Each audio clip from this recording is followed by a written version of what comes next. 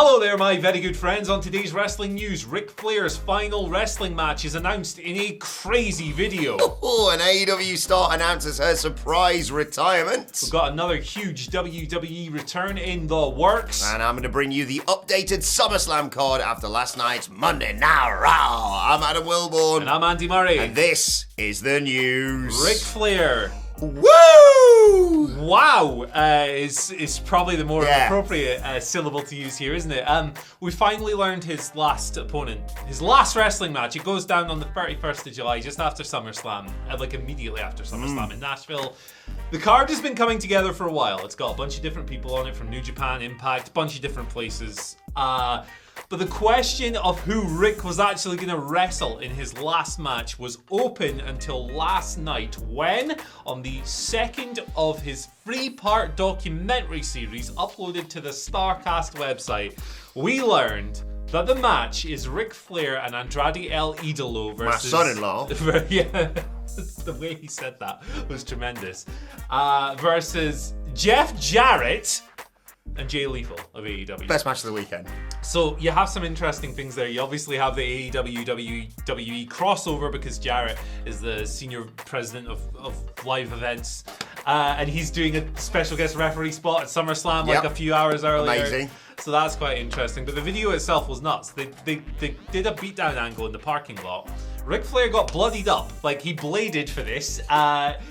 Jay Lethal, the story is that Rick had previously said that he was upset because he wasn't going to be involved in the match. Rick had said, "You're not going to be in the match." Yeah. Jay no-sold a podcast appearance. This is all like to work it up, obviously. He was joined in the back, like in the parking lot, to just destroy Ric Flair. Busted him wide open. Yeah, he bled like crazy by Jeff Jarrett. Karen Jarrett was there. Yeah. David Crockett was there. What highlight from Shut up, Crockett. Yeah. Shut up, Crockett, said Jay Lethal at one point. Obviously, both of these men have history with Rick from their various time in various different promotions. Obviously, the great WCW stable, Magnificent Seven, which was better than the Four Horsemen. Facts. Yeah, I only speak truths. But yeah, that's it. The match has come together. The event is called Jim Crockett Promotions Presents Ric Flair's Last Match. It's promoted by StarCast. We had all kinds of rumors for this match. FTR, the Rock and Roll Express, Ricky the Dragon Steamboat. None of those panned out. Here we are. Still don't know if this is something I need to see, but curiosity has got me and I now want to see it. Shut up and take my money. Oh my goodness. That's what it is. This is insane. Yeah. Like, I think Alvarez was tweeting last night, like, I've heard a little bit about what's coming and oh boy. Yeah. But even I could not have anticipated that. And the way that they presented it, like you say, it's not just saying, I'm going to tag with my son-in-law against you two. They, like you say, they just destroyed him in a parking lot. They did the old gimmick of like, everyone make sure they wear white so all the blood can nicely show up on their top. On bloody Karen Jarrett's dress. Yeah. Coated in it. She threw a shoe at him. Awesome. That card is ridiculous. Like, I will whatever say, you're planning on SummerSlam, just like knock it back a few hours because once SummerSlam finishes, the real show starts. Yeah, I will say that it's not something I still don't feel totally comfortable. I agree, yes. Totally endorsing this thing, but I mean, I can't lie, I was enthralled by this crazy video. And that we've talked before about that promo that he cut previously to sell this. Where he swore every second word. Yeah, we can't play it here for many reasons, but they're going all in on it. I'll give them that. Let's talk a little bit about SummerSlam in due course. But first, a bit of sad news breaking yesterday around an AEW star announcing a surprise retirement on social media. AQA has said she's going to be stepping away from the wrestling business for, quote, the immediate future. She's only 25 years old. She was on Twitter. It was one of those notes gimmicks where she said both mentally and physically she hasn't been in a great place with wrestling for the past several years. As she put it, this only sucked the fun out of every opportunity I had. She's now going to spend some time reflecting on what's next for her, and also gave lots of praise to those who've played a part in her pro wrestling career. She had, I think, maybe 7 matches in AEW. She challenged Jade Cargill, and then she was appearing on like Dark Elevation. But 25 years old is no age to be announcing retirement. But I will say this, the justifications that she gave, I think a lot more people could learn from this. It's great sometimes. You just take a step back from whatever it is that you're doing and Focus on yourself. Yeah, if it's not working for you, you've got to step away from it. I think that's true in every field. It's often not that simple, of course, when you rely on certain things for an income. But like, I've nothing but respect for this move. I thought she was. I don't want to speak in the past tense in case she eventually comes back someday, but she's extremely promising. Not had the biggest opportunities in her time in AEW or in WWE. In fact, at the weekend, I was just sitting there thinking, AQA's I've not seen her wrestle in a while. What's going on there? Yeah. And then we end up with this. So yeah, like, I respect this immensely. Best wishes to her in whatever she decides to do next. I think this is cool. You got to look after yourself first and foremost. Never mind what some wrestling fans think. Never mind what people were looking forward to in the future from you or whatever. Exactly. Fair play. Respect. Wise beyond her years, genuinely. And this came totally out of the blue as well. Best luck to her in the future, and we'll hopefully, fingers crossed, be reporting potentially on her return to wrestling as and when she is ready. But look after yourself. That's the main takeaway. Hope she does whatever's best for her. All right, let's move over to another huge WWE return that seems to be in the works. Edge. He's coming back probably next week. Yeah, probably, that makes sense. Maybe, kind of probably. Fightful Select reported last night that was the plan. Right, that was in the plans. It's not set in stone. It's WWE. It's pro wrestling in general. The card is always subject to change, so they haven't locked it down yet. But next week, Raw is in Madison Square Gardens, and internally, WWE had at least planned on having him come back then. Now, he's been off TV since June when he was beaten up by the Judgment Day. He was deposed as their leader. He was replaced by Finn Balor. He has since been the subject, reportedly, of a bunch of spooky videos. I was going to say, is that what you think the spooky videos are about? That Edge? It might be The Fiend. I genuinely... Do you get that? I didn't... Foley, yeah. Cena. It all makes sense now. I wish they'd been more obvious. Who else could it? I thought it was Sting. I was looking at the outline of his nose in that shed. Oh, that's a different video, sorry. It's Darby Allin. Right. It's the flipping feet, yeah. I thought. Or the flap. Oh my God, can you imagine? Please welcome 20th anniversary of Rey Mysterio's career. A crocodile. Gigantic slithering beast comes down the ring. But no, Edge seems to be coming back next week. What do you reckon? Yeah, he's going to do stuff with Ray. Yeah. I think he's going to come and partner him, and I think Dom is going to have his nose put out of joint and probably will eventually join the Judgment Day. Look, they did the whole tease. We'll talk a little bit about Dom in a bit on the Twitter questions. But yeah, it's a huge Raw next week. It makes sense if you're going to bring Edge back, even if you're not going to put him on SummerSlam, which I think you're going to. I think you're going to do Ray and Edge versus... Reg versus Finn and Damian Priest. But that feels like the most obvious thing. I've genuinely been speculating it's going to be, I thought it was going to be maybe not a couple of weeks back, last week when they had the big, Brock's going to be on the show. It was always going to be on one of the big shows. The go home from SummerSlam is going to be an absolutely massive Raw. Roman's going to be on it as well. Have you heard about the special referee for this tag team match? What?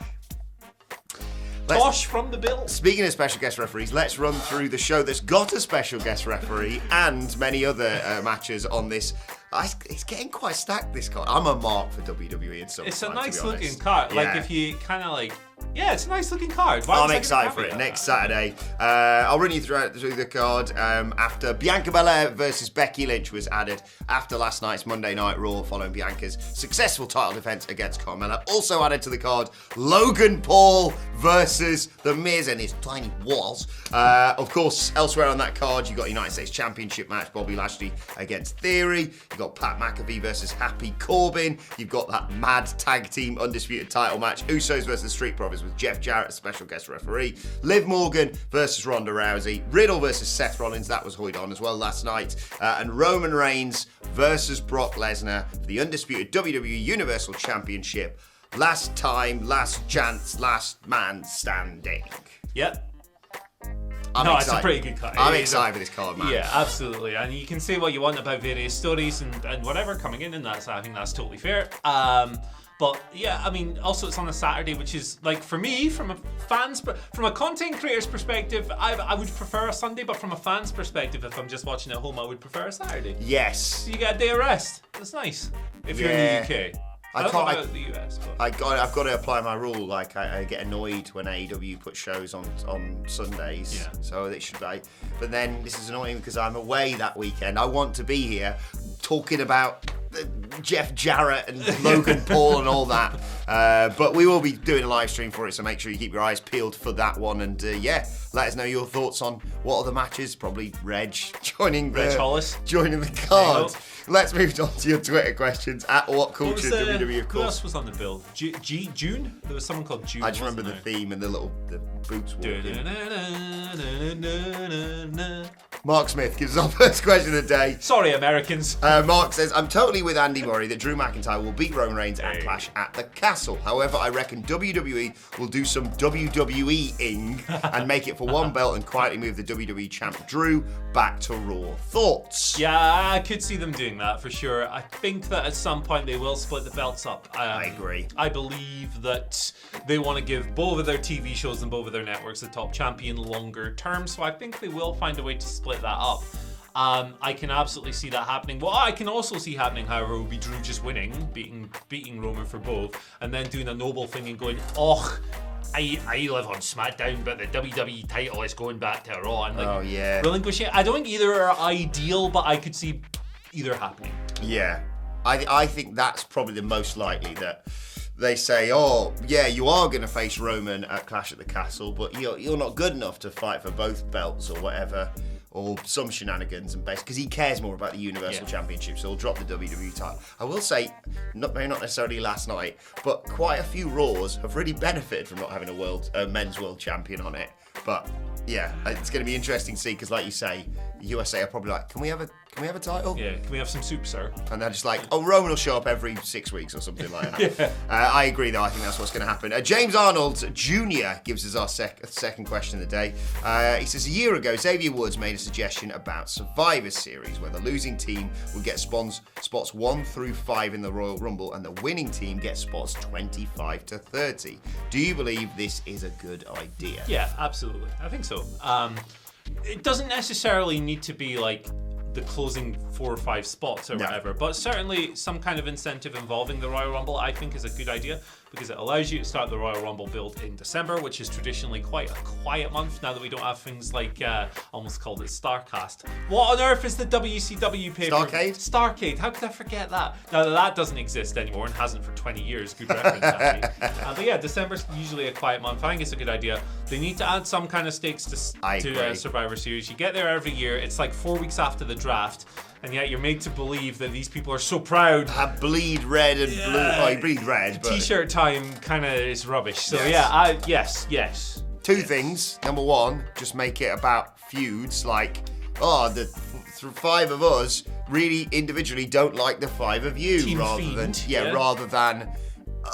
We're all from this channel and you're all from that day on television. I got my red t-shirt. And I think just to tweak it a little bit, I'd say the losing team has to be in the first 10, and the winning team has to be in the back 10. Because otherwise, 25 to 30 is kind of the one where you're like, that's the big surprises, that's 27, that's 30. So just be like, pepper them about. Sprinkle them. Exactly. Yeah. There you go. Yeah, that's a good idea. They could draw numbers in the 10s. Yeah, that's good. Get the Eddie Guerrero nicking Ric's number, that was great. All of that stuff. Jonathan Rivera gives us our final question of the day. We talked about Rey Mysterio earlier. He said next week is celebrating Rey Mysterio's 20th anniversary with WWE, even though he left multiple times. This has got to be when Dominic puts him on his shoulders to celebrate and finally hits him with the electric chair drop, right? The year is 2060. The Undertaker is still plotting a pro wrestling return. Vince McMahon Jr. currently leads WWE Pro Wrestling exclusively broadcasts on TikTok. Simone Johnson has just gone in the books as the most successful women's wrestler of all time, and we are still fantasy booking Dominic Mysterio turning on Rey. Facetiousness aside, leveraging something celebratory like Rey Mysterio's 20th anniversary in WWE into that kind of twist is kind of classic pro wrestling drama. So I could see them doing it. However, the cynic within me, now that we've been teasing this for like 15 of those 20 years, I can't commit to saying yes. You're so close, Jonathan, because as we said, next week, what's going to happen probably is Judgment Day, bloody up Dominic Mysterio, and then be like, ha ha! We've ruined your celebration. Who on earth's going to party you against at SummerSlam because we've got a match, because we can do that sort of thing. You never did. Maybe that doesn't hit. The old one, the good one, hits. Edge comes out. Rey and Edge, old school tag team, blah, blah, blah. They win at SummerSlam. Sorry, Judgment Day, but the Judgment Day. And then post-match. With no E. Yes, post-match, that's when he gets electric chairs. I'm saying it's going down at SummerSlam. But I'm not doing past event because I've already had enough of those. I think both of your ideas are good. Yeah. Let's move on to today's and finally, and just something nice to celebrate. Some breaking news that came out yesterday. The next appearance on Stone Cold Steve Austin's Broken Skull Sessions this Friday. Put it in your diary because it's one of the best guys in WWE, Sami Zayn. I genuinely cannot wait for this. He's going to be fantastic. Yeah, this is going to rule. Their dynamic is going to be so weird and so fun. Like, I don't always watch the Broken Skull Sessions. Unless it's someone I'm like really interested in. Cody was kind of fascinating. Cody was Sasha fascinating. was great. Sasha, Bayley, there's been a bunch of really good ones. This could be the best of them all. I'm looking forward to it. Yes, already in that image, Sami is the happiest he can be to be there. Stone Cold is all business. You see the picture of him playing Zelda the other day. Tremendous. Do you know what I saw first? About 20 different memes and things, and I was like, what on earth's this? And then I was like, there we go. I might commission somebody to Photoshop the flat onto the screen. For the background on Friday? Yeah. If someone does that, DM it to me on Twitter. It'd be awesome. Otherwise, I'll miss it because I'm bad at paying attention. Where can people find you on Twitter, Andy Murray? At Andy H. Murray. There you go. Seamless. The H today stands for, hey, if ever there was a day where it's socially acceptable to eat 7 cornettos, it's today. Finally, I've just realised I've got a use of the giant mic that you will actually like, okay? Don't stab it. I didn't even bring the eel. Yeah. Does that work? Yeah, sure, but bollocks. Yeah. You can follow me on Twitter at Adam Wilmore. Follow us all at WhatCulture WWE. Like, share, subscribe. Subscribe to WhatCulture Wrestling wherever you get your podcast from for daily wrestling podcasts. Going to be talking about Monday Night Raw and looking ahead to NXT a little bit later on today. I genuinely thought you had the knife for a split second there. You can follow us all on Twitter at WhatCulture WWE, as I said. My thanks, Andy Murray. Thank you for joining us, and we will see you soon. I was going to throw it at the camera, but it fell. Bye.